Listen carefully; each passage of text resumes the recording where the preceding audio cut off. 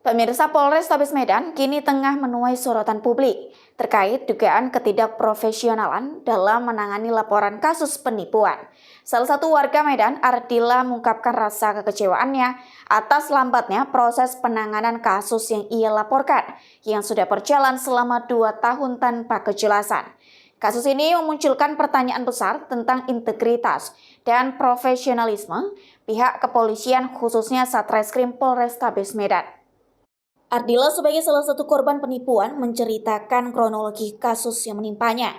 Ia melaporkan kasus penipuan yang dilakukan oleh seorang bernama SRW yang menawarkan tanah yang berada di Desa Bandar Kelipa, Kecamatan Perjosetuan, Kabupaten Deli Serdang. Tanah tersebut seluas 809 meter persegi atau 40 dikali 20 meter dengan harga yang merugikan Ardila hingga mencapai ratusan juta rupiah. Modus penipuan yang dilakukan oleh SRW menurut Ardila dilakukan dengan cara mengumbar janji-janji tanpa pernah memberikan bukti yang jelas terkait status tanah yang ia beli.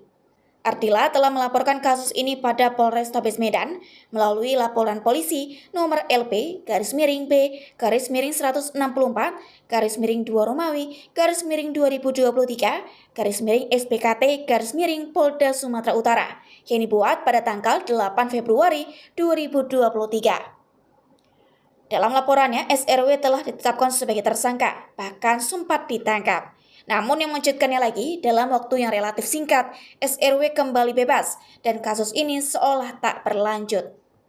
Merasa tidak ada tindak lanjut yang jelas, Ardila mulai mempertanyakan status kasusnya kepada penyidik Polrestabes Medan.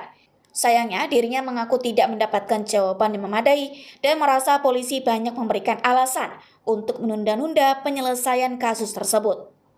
Kekecewaan semakin mendalam saat ia mencoba melaporkan hal ini ke Propam Polda Sumut, namun tidak ada perkembangan yang berarti. Sebagai bentuk keprihatinannya, Ardila bersama tim wartawan mencoba untuk menemui penyidik yang menangani kasusnya, serta Kepala Satreskrim Polrestabes Medan, namun upaya tersebut tidak membuahkan hasil. Penyidik dan Kasat Reskrim tidak bersedia ditemui meskipun diketahui bahwa mereka sedang berada di ruangannya.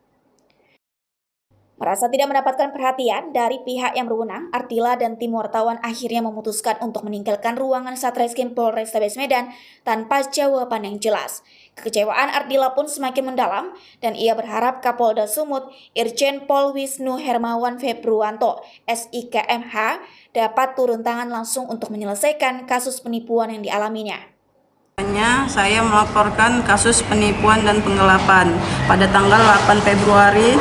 Saya selaku Ardila, saya di sini nggak senang bahwasanya tanggal 13 Desember 2023 si pelaku ini udah pernah dijemput paksa ke Polrestabes Medan guna diambil keterangan sebagai saksi, dan saya pun ikut serta dalam membawa si pelaku ke Polrestabes. Terus di sini saya sangat-sangat kecewa dengan pihak aparat penyidiknya, SP Tobing, Kombes Tobing itu. Di sini tanggal 22 Januari dia udah ditetapkan sebagai tersangka. Terus kenapa dia kenapa nggak belajar dari nggak belajar dari pengalaman yang kemarin-kemarin, bahwasanya dia dimintai keterangan saksi aja dia nggak pernah hadir datang, mangkir. Dan panggilan pertama udah dilayangkan, dia nggak datang juga. Dan sampai sekarang saya sama PH saya minta kejelasan sama penyidiknya, nggak pernah ada kejelasan. Di sini saya merasa kecewa atas penanganan aparat kepolisian Polrestabes, SP Tobing. Polrestabes mana? Polrestabes Medan. Jadi ini kan termasuk sudah lama nih laporan. Jadi di sini kerugian kakak ini sebenarnya berapa banyak sih sampai segini perjuangannya? Sampai 2 tahun ini dia di surat ini saya memang dirugikan 85 juta. Lain lagi saya transfer 10 juta, 5 juta, ada lagi 8 juta sama istri si korban ini. Nah, di luar dari itu Istri tersangka. si istri tersangka ini. Jadi saya kayaknya udah terlalu banyak kali lah habis selama 2 tahun ini sana kemari. Oke. Sekarang setelah sepengetahuan kakak, sekarang tersangka di mana? Si tersangkanya pengetahuan saya yang saya dapat dari info dari keluarga saya pun berusaha untuk mencari dia, dan sekarang si tersangkanya ini udah melarikan diri, entah kemana rimbanya nggak tahu, karena dia udah digelar tersangka. Panggilan pertama dia nggak ada datang, nggak hadir, mangkir, dan dimintai keterangan dari si penyidiknya bahasanya nggak enak. Bahasanya mau ditahan, mau nggak ditahan, itu kewenangan penyidik. Setiap ditanya, dia selalu nanya kewenangan. Jadi saya sebagai masyarakat di sini, apakah nggak ada keadilan untuk saya dan ibu saya? Saya korban loh di sini. Oke, penjelasan terakhir dari Polrestabes apa? Untuk kasus ini. Untuk penjelasannya ya, Katanya kasus sudah sampai di mana? katanya udah ditetapkan sebagai tersangka. Tanggal 14 itu kemarin udah panggilan pertama. Ditanya lagi panggilan, tunggulah, kapan panggilan keduanya? Belum tahu lah, tengok nantilah ditentukannya. Kewenangannya penyidik lah itu, beginilah gitu. Apakah pantas bahasa seorang penyidik kayak gitu untuk masyarakat? Jadi di sini kami harus memintai kejelasannya itu sama siapa kalau nggak sama aparat penyidiknya. Sementara bahasa penyidiknya kayak kurang kayak mana ya, kurang kooperatif lah gitu sama masyarakat, sama selaku PH saya. Sudah. Oke. Jadi kira-kira yang minta duit itu siapa?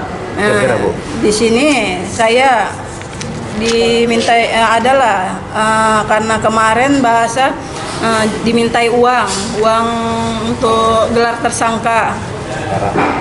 Saya dipintai uang, Bu, ini Bapak Tobing minta uang tersangka, gelar tersangka, karena kan itu gelar harus dihadirkan peserta lah, beginilah, begitulah. Jadi saya di sini bertanya, kenapa gelar tersangka itu harus dimintai pertanggungjawabannya uang itu dari saya, sedangkan saya di sini selaku korban.